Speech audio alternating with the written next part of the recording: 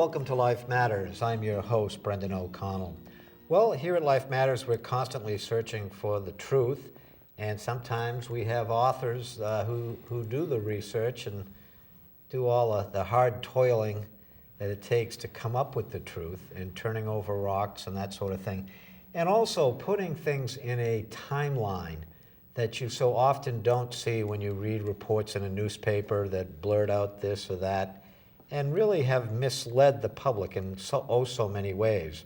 Well, today we have someone from the south coast of Massachusetts, David F. Pierre, Jr., and he has written a book. It's called Sins of the Press, the untold story of the Boston Globe's reporting on sex abuse in the Catholic Church. Well, certainly if you've been in Boston for the last 15 or 20 years, it seems like you can't pick up the Globe without a story like that being told, and there's really an agenda being written. I've never, I haven't done the research or anything, but today's author has, and we welcome him today. Thank you. Thanks so much for having me, Brendan. Really, thanks a lot for... Thank you, David, for coming on the show and driving up from the south coast of Massachusetts. Sure. I had a question for you. At this year's Oscar, the Best Picture prize was given to the movie Spotlight, with Michael Keaton and Mark Ruffalo, about the Boston Globe's 2002 investigation of the Catholic Church. Is your book meant to be a rebuttal of the movie?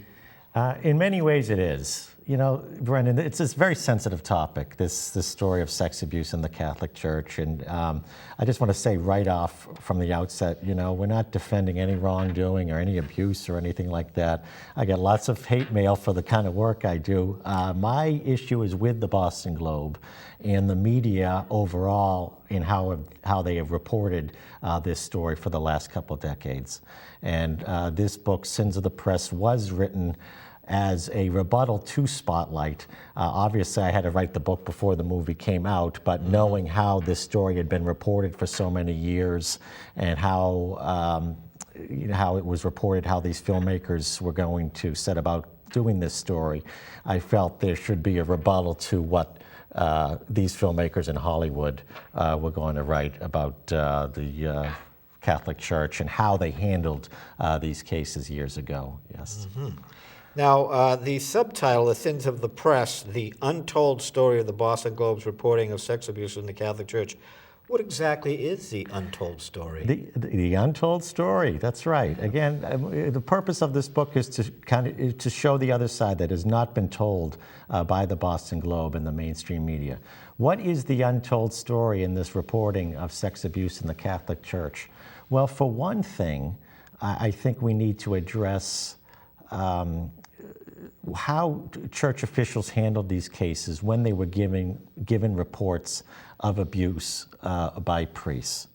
It was the conventional approach years ago, decades ago, that this was a psychological problem, that priests could be sent to psychological treatment centers where they could be not cured, so to speak, but be treated in such a way that they could be returned to active ministry and go about their ministry as a priest with a low risk of reoffending again. So basically, the bishops were under the idea that were they secular psychologists? This was not priests telling priests that it's okay to return these priests to active ministry. These were secular psychologists, and what I show in the book is articles in the Boston Globe from 20 years ago, in the early 1990s, that this is exactly what the church was doing, and this was actually reported as kind of a positive thing, that these abusive priests could be treated in such a way that many of them, not all, but many of them could in fact be returned to active ministry. Yes. I see. Yeah. Well, people who go to jail, they talk about recidivism. Sure. What were the secular priests, or what was the Boston Globe portraying as far as, these, you send these priests that have perhaps sexually molested a minor. Yeah. You send them to a secular psychologist, Yeah. and the bishops thought that this is what it was supposed to be, and yet they have rates of recidivism. What was the recidivism that was reported by the Globe or thought of by others, and then what was the real recidivism? Do we know those kind of figures? Well, back in the early 90s, this was the story about these treatment centers, and that these treatments had quite a bit of success. The rate was quite high for those who never went about any treatment, but they had studies which show that the recidivism rate was as low as 6% after an abusive person went through treatment successful. Now, the argument is now made nowadays that anything higher than 0% is unacceptable. But at the time, this 6% figure was treated as a success, as how these treatments were. And what were they really? Do we know how much recidivism? For instance, how long were these priests being?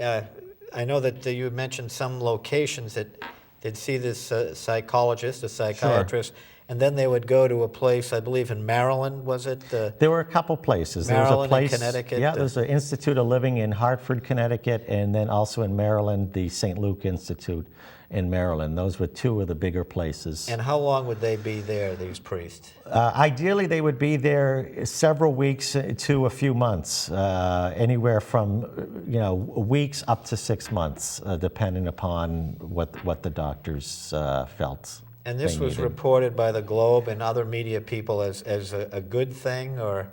Absolutely. In fact, not just the Boston Globe, but it was also reported in the New York Times as well. A couple articles about how these priests were being sent off to treatment. And again, it was reported as a positive thing at the time.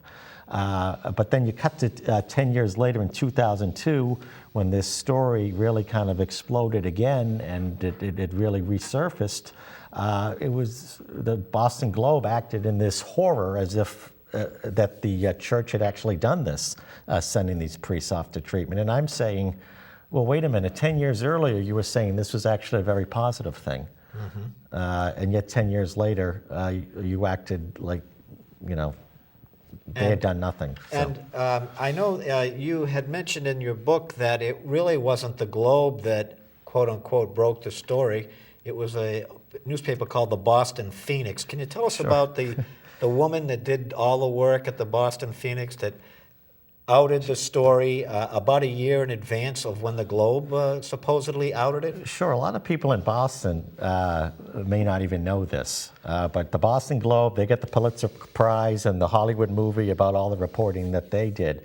But a year before, the Boston Phoenix, which is an arts news weekly here in town. Actually, it's gone out of business just a few years ago. But at the time was a popular weekly magazine reporting on the arts community in town. They did a number of very in-depth and high-profile stories about Cardinal Law and the story of how he treated the case of a notorious abusive priest named John Gagan. And really, if you look at what Kristen Lombardi, who's the woman reporter for the Phoenix who did these stories, if you look at what she reported and then what the Globe was reporting in its first month in 2002, I think you see a lot of similarities as far as the sources used and some of what was being reported by both papers. Yeah. Mm-hmm. So the Phoenix, I would say, a lot of people will tell you broke the story before the Boston Globe did. And about 10 to 11 or 12 months before. Yeah. Her first article, I believe, was I want to say March 2001. Now, how far back were you able to trace the Boston Globe's record of anti-Catholicism? And can you provide a few examples from your book of the Globe's anti-Catholicism over the years? A lot of people think that when you call the Boston Globe anti-Catholic, this is just something that started in January 2002 when all this reporting came about. But the truth is that for many, many years, if you went to many Catholics, faithful Catholics in the Boston area, the week before, let's say, their reporting in 2002 and asked them, Is the Boston Globe an anti-Catholic newspaper? Many people would argue that maybe the Globe at the time was the most anti-Catholic newspaper in the country at the time. I provide examples going back to the mid-1970s, which I think a lot of people would see as kind of a starting point, where there really started to be an open hostility against the church. I provide in my book examples, some of the editorial cartoons with some very ugly caricatures of church leaders and ridiculing some of the church's teachings on sexuality and so forth. Contraception? Contraception was definitely a big one that they took shots at, the Boston Globe did. There became a perception over the years that the Globe, anytime there was an anti-Catholic book or a movie or a film or a stage play of some kind, it was almost guaranteed a good review from the Boston Globe. Now, I show in my book, it wasn't quite guaranteed, but there certainly was a record of animus by movie reviewers and stage reviewers and so forth, speaking very favorably of works that were, I would say, manifestly anti-Catholic. Mm-hmm. Yeah. I know there was one called Once a Catholic, Always a Catholic or something. Yeah, there was a stage play back in the late 70s, I want to say 79, 80, which was very obviously anti-Catholic, and Globe would basically invited everybody to go out and see it at some point. Any other ones you can recollect, the names? Well, there's a couple films. In the late 90s, there was a notorious film, 1998, called Priest, put out by Miramax, which was quite ugly. One reviewer, Michael Medved, a popular movie reviewer, and he's Jewish. He's a Jewish guy, and he, I believe, said it was arguably the most anti-Catholic film he had seen. Mm-hmm. Priest would be one. The Magdalene Laundries, which is about nuns in the treating single women in homes over in Ireland, was a very, very ugly film, treating nuns as being barbaric and beating women and so forth. And a lot of what's been reported about what happened over in those Ireland laundries, I think, needs to be addressed, because a lot of that reporting has been false as well. Right. I read one thing that in your book, actually, that someone was quoted as saying, I was there, and that was definitely not the case. Exactly. And we found out that a lot of the people, Brendan, who were quoted in English media and Irish media as being brutalized at these Irish Magdalene laundries, we find out that they weren't even there. They weren't even enrolled in the schools. Well, let me ask you, sure. How is it? Is it just because the Globe has a deadline each day that they've got to get a newspaper out that they can just put forth false assertions and not have any backup? I mean, is this the denouement of what real reporting used to be? Well, it's, I'd like to give reporters, I think, a benefit of the doubt. Although you may not see it in the work I do, you would think I'm not giving them the benefit of the doubt.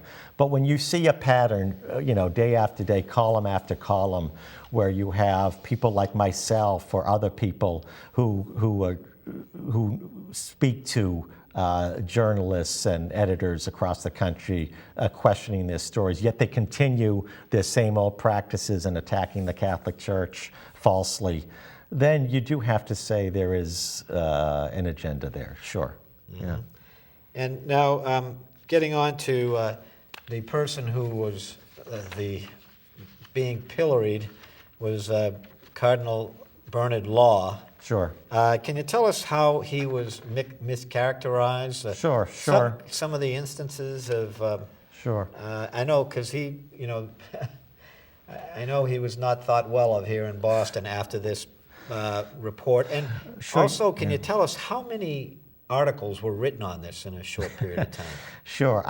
Just in 2002 alone, I counted, I believe, in the 900, the number is in the book, but I believe it's 985 items just in the 2002 calendar year about sex abuse in the Catholic Church from the Boston Globe.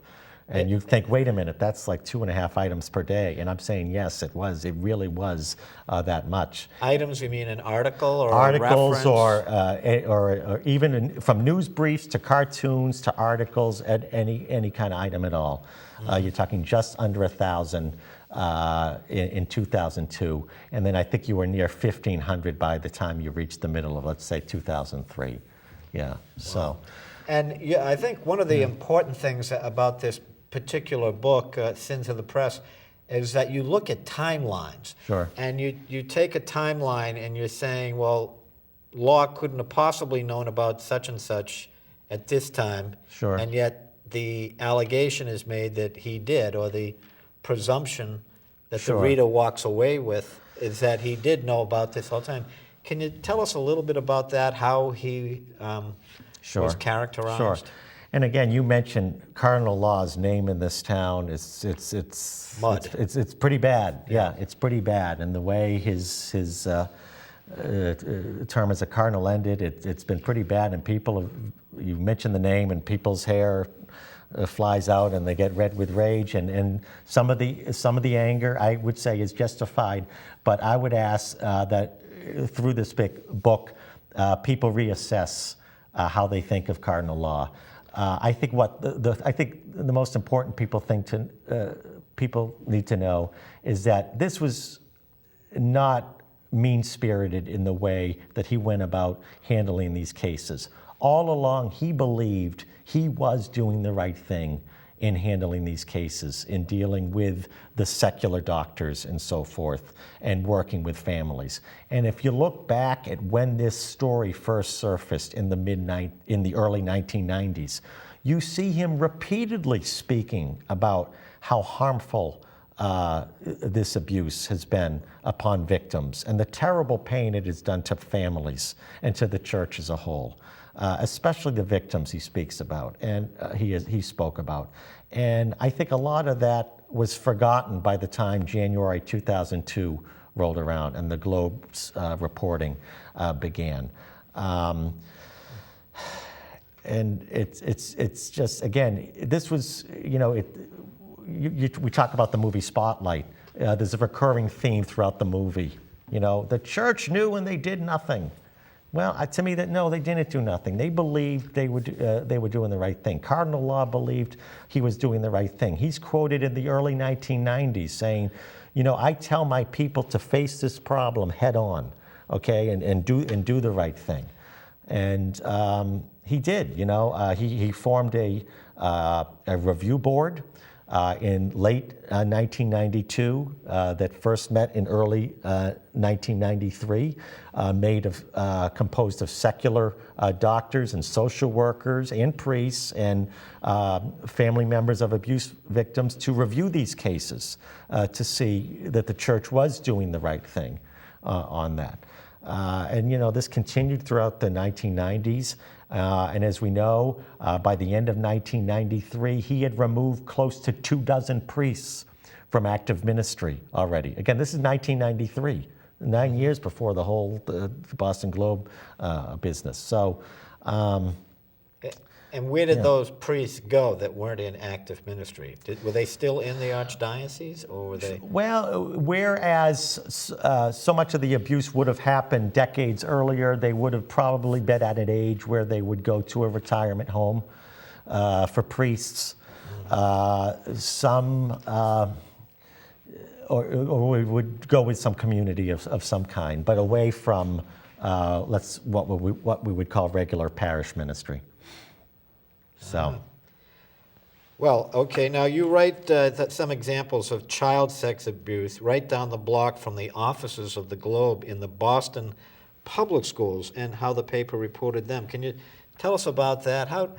Here it is. What year? 2002. Sure. Yeah. When all of a sudden this supposed Boston Globe revelation, at least they try to take all the credit, occurs. Yeah. What was going on? Was it right around the same time? And what was going on in the Boston public schools? Well, actually later, as recently as 2010, 2011, you had a case, an awful case of abuse at a public school just down the road from the Boston Globe's offices in Dorchester, where you had a teacher walking in on a defenseless special ed student being abused, and it was just awful. And it turns out, with more investigation, that we found out that this special ed aide who abused this boy was investigated at his previous school. Okay, he had already gone from one school to another, and it is under the law that administrators are supposed to report this abuse to the police, yet we learned that that report was not reported to the police. And how did the Globe report this? It wrote a little editorial, but it did not give it the Catholic Church treatment, so to speak. I see. Well, what kind of penalties for public school, were they ostracized, fired? What happened there? Do you know? Okay, well, the principal who failed to report the abuse of special ed aide to the police, she was suspended for 2 weeks, and then she quietly returned to her job. And she was at an age where she retired a short time. Was that Carol Johnson? It was not Carol Johnson, no. She's the superintendent. Right. This was just a woman named Jessica Bolt. Over at, I believe it was Harbor Middle School, if I'm correct. Harbor Middle School. It's in my book. Is it in Dorchester? Could be, yeah. Now, you detail a role decades ago of secular psychologists played in the church's abuse scandal and how the Globe has reported the role of psychiatrists. We've talked a little bit about it. How is it that they can come to a conclusion that this priest is ready to go back into work in a church, doing regular church ministry? How did the secular doctors know? Yeah. Well, again, it was the consensus in the field that with medication and therapy, this combination over periods of weeks and months, that they had confidence in working with these people. These abusive priests, they would go away to these facilities. They would live there for weeks or months at a time, undergoing medical and therapy treatments. And again, it was the professional judgment of these doctors on whether or not they were fit to return to active ministry. And we find that in so many cases, many of these priests were in fact returned. I see. Now, also, we have one well-known abuse case that you write about in the book. It's the famous Hollywood director Roman Polanski, who was charged with raping a 14-year-old girl back in 1977. Why is this episode included in your book? Well, I think, again, it highlights the double standard. I mean, we had Roman Polanski, this popular Hollywood director who applied this 13-year-old girl with drugs, with booze, and then Quaalude, exactly. Obviously debilitated the girl and performed all these, sex acts upon her.